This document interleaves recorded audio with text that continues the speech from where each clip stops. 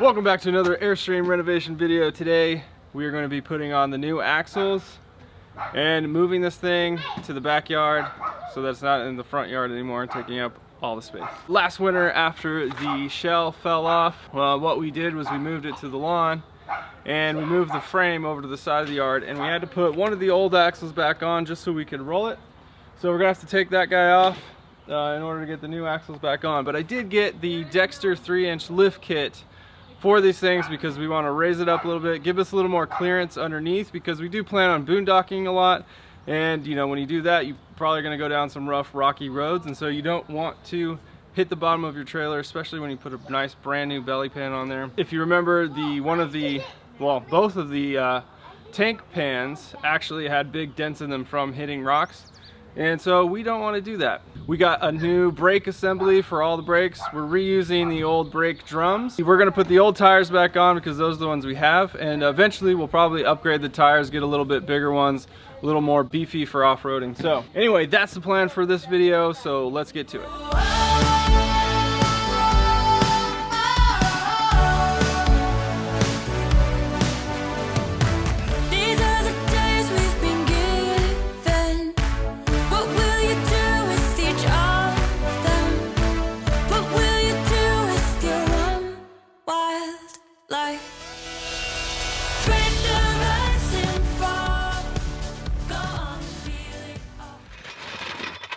One of the things that we have to do is, because the Dexter lift kit is not perfectly fitted out for every frame, because every frame is a little bit different. So we're gonna have to notch out one of the holes because it doesn't quite line up perfectly enough to get the bolt in there. So what we're gonna do is we're gonna get the axles on.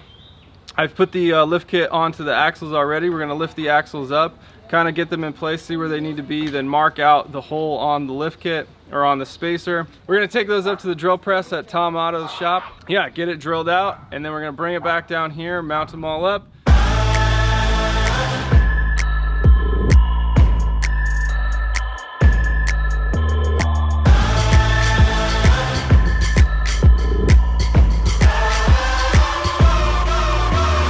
Tell everybody I'm back in the game.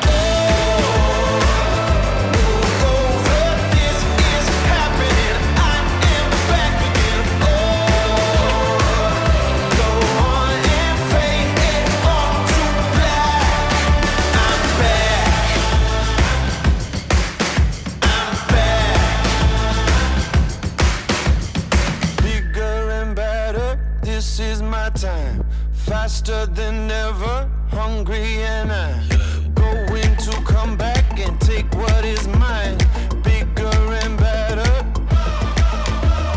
It's a new dawn, it's a new day. Some things are different, but nothing has changed. Still got my number, still got my name. Tell everybody I'm back in the game.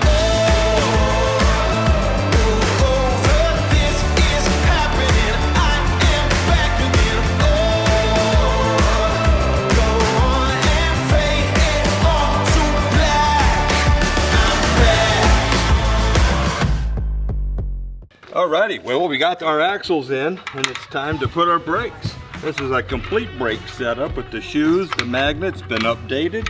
And what's nice about this, they can only go in one way, the pattern of the bolt. So let's show you how we do it. You'll have a wire back here that you'll want to pull out of the way. That's for our electronic brakes. And you'll see our pattern here. We got it wide here, then the rest. So let's find out which way it goes.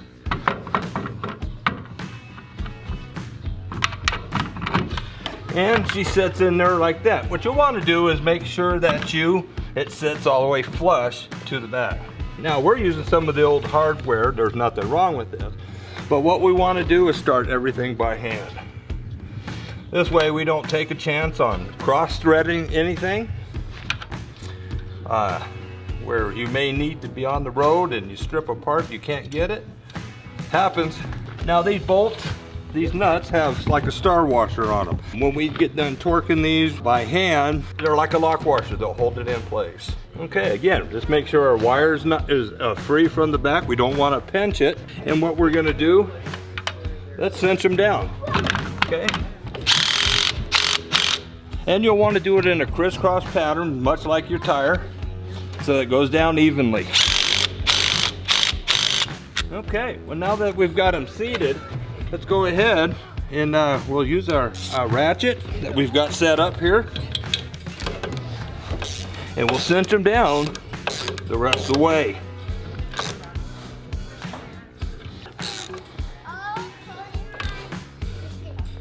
And there you have it. Your brake assemblies are put on. Our next deal will be putting in the wheel bearings. And they've been packed. The drums were good.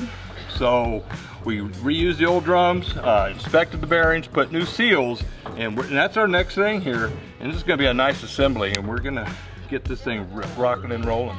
Okay guys, we're down to our last wheel bearing. We've already done the other 3.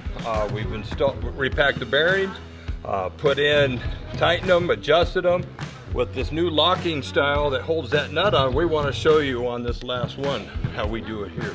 One of the first things we're going to do on these new axles is we're going to get the surfaces clean so our bearings will slide on a lot easier, a lot cleaner. We don't mix greases.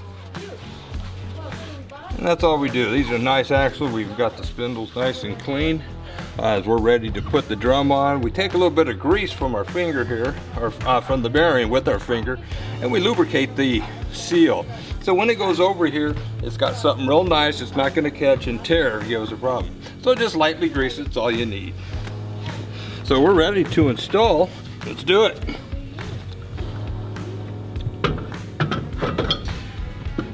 Slide it in all the way to the back. Now during the process here, as we took these apart, we kept our bearings separate. So the bearings, these were good. We repacked them, put them in a sealed in a Ziploc bag until we were ready. We don't want these to get dirty. They've been packed. So let's do it. Let's open it up, get this thing done. Now these bearings have already been checked, make sure they fit the new spindle, and they do. These are the original. Here's the castle nut that came with the original with the AIRSTREAM and the tanged washer. With these axles, we're no longer using them. We'll go to the new style. Let's show you.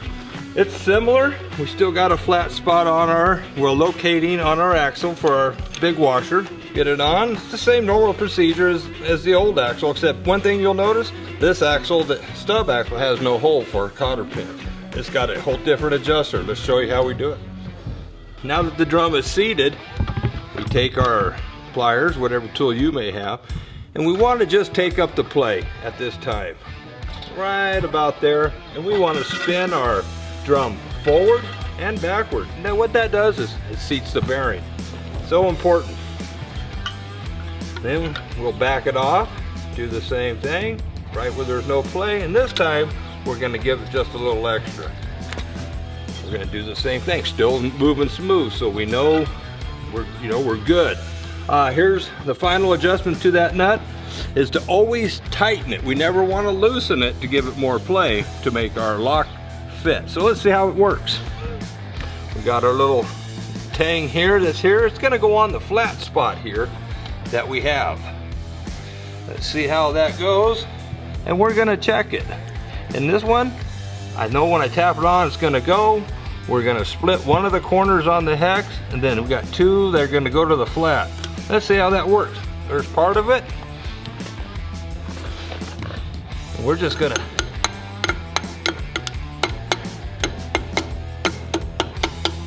tap it on just like that. This nut is secure. These bearings are packed. We're going to put a dust cover on. We're ready for wheels, and we're going to get this AIRSTREAM moved.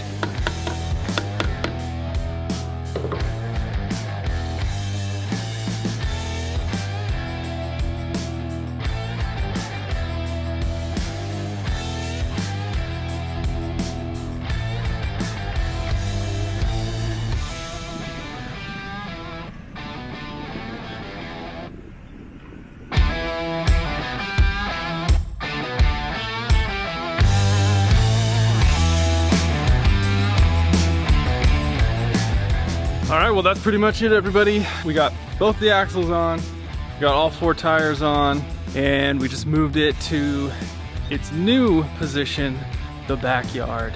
We're gonna tarp it up. It honestly might be a little while before we get back to doing any work on it. I don't know how long. We now are 2 hours away from here where we live in Boise now. And so it's kind of difficult to get up here a lot to work on it. The next step really is just to get the shell sealed up and polished and repaired. So there's some panels in the rear that we have to replace. We'll probably have to take all the windows off and get those resealed, and then we'll just go through and start polishing and sealing. Got to get the rest of the belly pan on.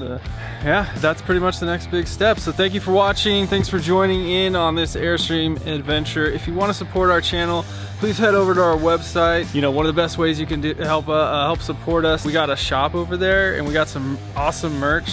And we're gonna be coming out with more. Right now it's kind of just the bare basics. We have some shirts with our logo on it. And then we have a custom design. We're gonna be coming out with a couple more designs for you guys. Something that's more appealing than just our logo. But if you wanna rep Chasing the Wild Wonder, go ahead and check that out. We also have products on there that we're affiliated with. Most of the products on our website, we do get a little bit of kickback for, so that helps support us immensely in just getting this project done and creating all this content for you guys to help share what we're learning so you can do it too. Bare minimum you can help support us is just subscribe to our channel, hit that like button, leave a comment. All that helps support the YouTube algorithm, helping us grow our audience and our channel. Follow us on Instagram, Telegram, on MeWe, on Minds.com if you have any of those. We have a Pinterest account as well, so you can go find us over there. All the places, just follow us, and we'll see you in the next video, whatever that may be.